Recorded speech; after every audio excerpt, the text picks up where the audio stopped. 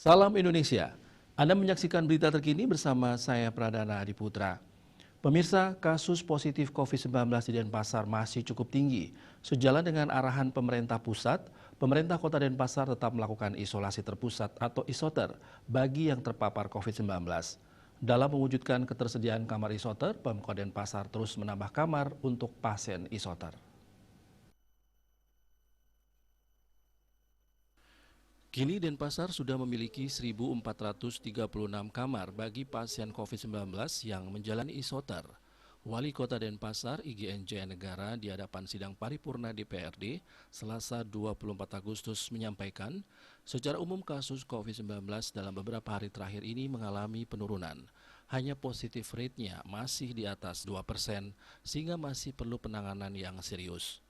Pihaknya sudah mengambil langkah-langkah strategis dalam penanganan pandemi COVID-19 ini. Salah satu upaya yang telah dilakukan yakni selalu memantau keberadaan ruang isoter yang kini sudah cukup banyak. Upaya ini mendapat dukungan dari provinsi dalam proses penyediaan kamar untuk isoter karena terkendala dengan anggaran yang ada. Pemkot memiliki 1.436 kamar untuk isoter di beberapa tempat.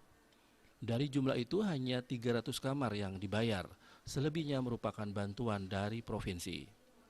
Selain memperhatikan masalah isoter, pihaknya fokus pada pelaksanaan vaksinasi yang kini sudah mencapai 100% lebih untuk dosis pertama.